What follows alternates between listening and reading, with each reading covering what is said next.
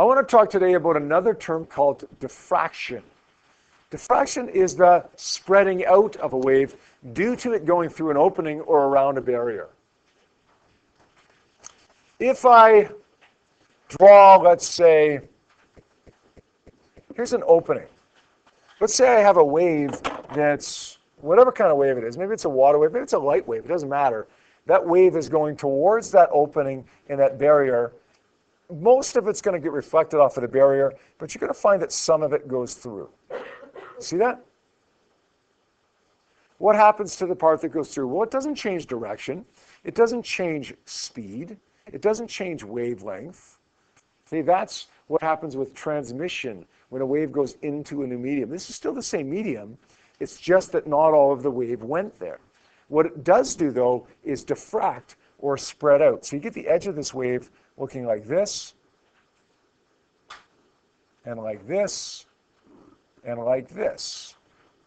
The wave spreads out or diffracts as it goes through an opening or around a barrier. Maybe if I had a barrier like this, and the wave was coming like this,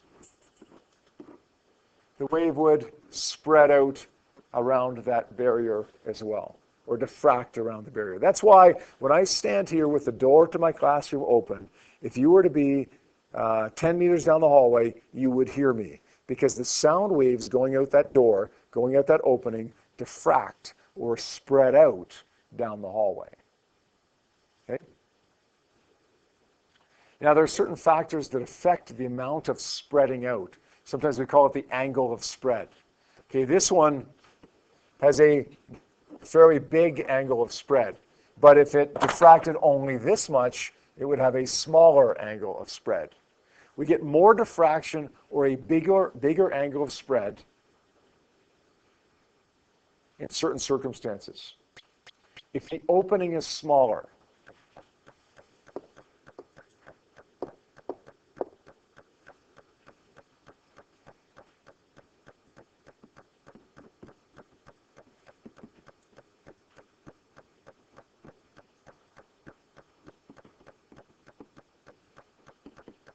if you have a small opening, you can imagine like a really, really tiny opening, that would be almost equivalent to just throwing a rock into water, which produces a full circle wave. So you get more diffraction taking place when the opening is small.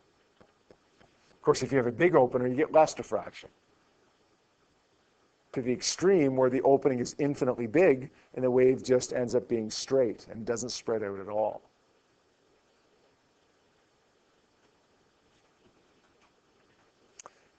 This next one, if the frequency of the wave is small, so small frequency,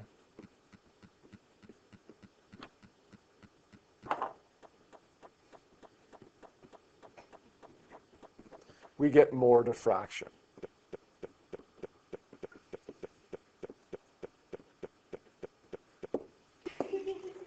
Since frequency and wavelength are inversely related to each other, if the frequency is small, then the wavelength has to be high.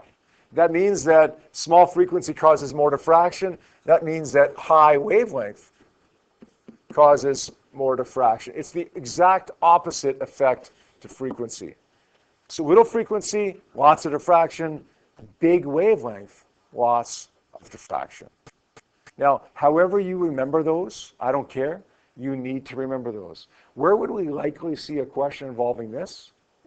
That's multiple choice, right? You know, when some of us struggle a little bit with the multiple choice portion of our unit tests, and you're going to have 25 multiple choice questions on your final exam. Okay? Like, see things like this, stop and think like, oh, like he can't ask me a question like this as a problem, but he could absolutely ask me a question involving this with multiple choice. So put a star by that, draw attention to it, or make a little note so that you go back and review stuff like this and maybe get that one multiple choice question that you would have got wrong otherwise. All right. You guys have this template photocopied for you on the bottom of the page that I handed out yesterday. We're going to now try to combine a little bit of this diffraction that we just did with the interference that we did yesterday. Let's say that we have a wave right here going towards this barrier. You can see there's two openings in this barrier, one here and one here. Now, I want you to look closely at those openings. You can see the wave diffracting around those openings, right? Here's a wave, it's spreading out around the opening. Same thing over here. At some point, we get some overlap. The diffracting waves from opening number 1 overlap with the diffracting waves from opening number 2. This is diffraction. But if waves overlap, it's also interference. Now, what is the interference pattern going to look like? I've purposely made every second line a heavier line, and you should be able to see that on the photocopy that I gave you yesterday. Okay, the first line is a thinner line, the second line is a heavier line. When we see a heavy line, one of these darker lines here, a darker line, lighter line, lighter line. When we see a darker line, that's going to represent a crest of a wave, and the lighter line is going to represent a trough. I want you to pick a symbol for coding based on color or based on symbols. Doesn't really matter. I'm going to use colors. So I'm going to say red dots are going to represent constructive interference. And we're going to make green dots represent destructive interference.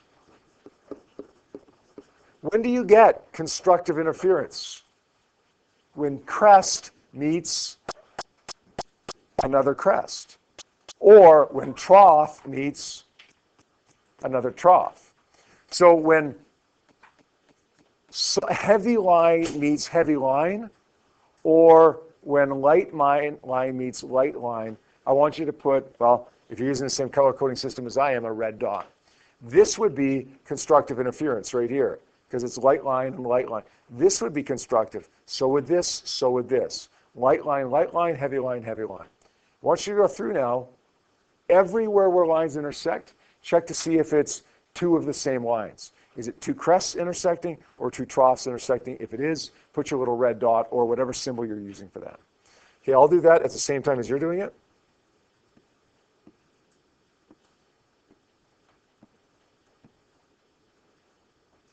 Am I going to do it right here? No, that's a light line meeting a heavy line, right? Only where light line meets light line, or heavy line meets heavy line. Or red dot, or whatever symbol you're using. Triangle, square, whatever you're using to distinguish here.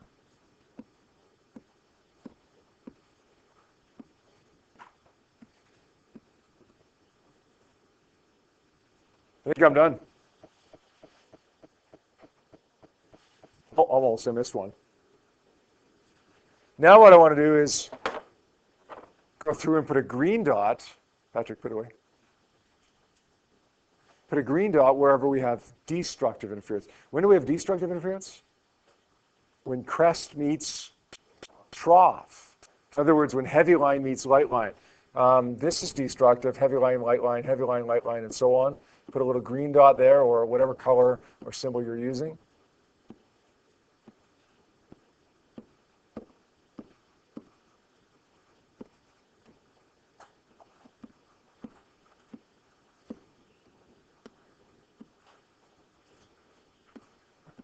It does, doesn't it? That's actually why I use those colors, because it does look like a Christmas tree. Now we're going to do a little grade 1 work. Grade 1, they do things like connect the dots. Good. You get to connect lots of dots here. Connect the green dots together.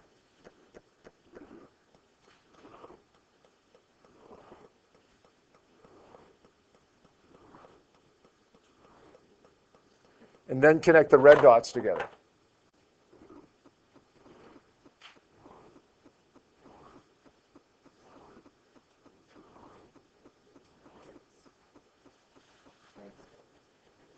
What do we see here? If you take a step back from this, you might notice the pattern.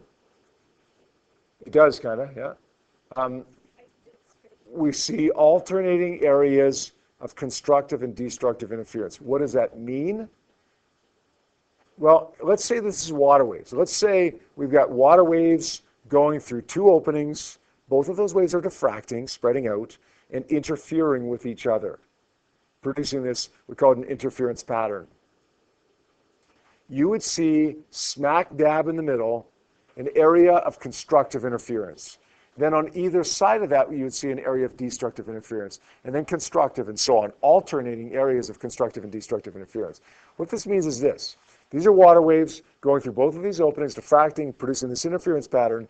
If you're on an air mattress right here, there is destructive interference. That means that the crests and the troughs cancel each other. That means that the water is calm. If you're right beside that, maybe you're laying right there reading a book, and your friend is laying on an air mattress right there. What are they doing? They're bobbing up and down like crazy because the crests are twice as big as they were, and the troughs are twice as big as they were as a result of this constructive interference. So, bobbing up and down out of control, read a book. Bob up and down out of control, read a book. Bob up and down out of control, read a book. And it's weird to think of that, but that's exactly what happens. We get areas of constructive interference, areas of destructive interference. Now, have a thought about this one. If this isn't water, let's say it's sound. Sound waves going through two openings. What do you hear if you're standing right here? A really loud sound, because it's constructive interference. What do you hear if you're standing right here? Nothing. What do you hear if you're standing right here? Loud. Nothing. Loud. Constructive interference gives us a wave that's twice as big. Destructive interference cancels out the wave. So we get no sound, no water wave, or whatever it is, whatever type of wave it is. Yep. Change the sound that you hear. Would it change the sound that you hear? Like, you mean the frequency, the pitch? Like It would change it in the sense that it would be louder. Right? If you make a sound, a tone that is a uniform frequency of a certain volume, and it experiences this constructive interference, the volume in the areas of constructive interference would be twice as loud. Now, the areas where it was destructive interference, it would be quiet. So volume's the only thing that changes. The volume would be the only thing that changes, the intensity, yeah. That's how this principle of interference is how noise-canceling headphones work. How many people have noise-canceling headphones? I have an older pair that kind of work a little bit. They help a little bit, but not a whole lot. They're not that great. But good noise-canceling headphones work by not filtering out the noise, not keeping the noise from coming into your ears, but by electronically canceling out the noise. There's little microphones in noise-canceling headphones. There's microphones which detect sound. And then that sound goes to a little microcomputer inside the noise-canceling headphones, which generates the opposite. So in other words, if there's a sound coming in your headphones at this moment in time that is a crest, the microphone picks that up. A little microcomputer generates a trough. And what does it do? Cancels it out. Make sense? Now, it has to do that so unbelievably quickly because the sound that's coming in from the outside is always changing, right? And that's why sometimes they're not perfect either. If it was a perfect uniform sound coming in from the outside, we could easily cancel the whole thing out. But it isn't. So it's not perfect, but it helps. Okay, if you have a crest coming in and you can generate a trough, even if you're a little bit behind the ball on that, even if the little microcomputer is a little bit behind the ball on that, at least you're going to be able to cancel out some of that sound, not necessarily all of it. Does that make sense? Yep. The purple marks just, yeah, I can. The purple marks just correspond to like an observer. So if I put an observer right here, then the amplitude of the wave is twice as high. So if it's a sound wave, the sound is twice as loud as it would have otherwise been because there's constructive interference there. If it's a water wave, then the amplitude of that water wave is twice as high. The crests are twice as big, the troughs are twice as big. So the observer here in position number 1 experiences a wave that's twice as big. The observer here in position number 2 experiences a wave that is canceled. If it's sound, there is no sound. It's gone. It's canceled out. The waves are still there, but the waves cancel each other out, so we don't perceive them. If it's water, then the waves will cancel each other out, and it's going to be just nice, flat, calm water at that point. So these purple lines mean there's an observer there detecting either twice the wave or nothing, because they've canceled out.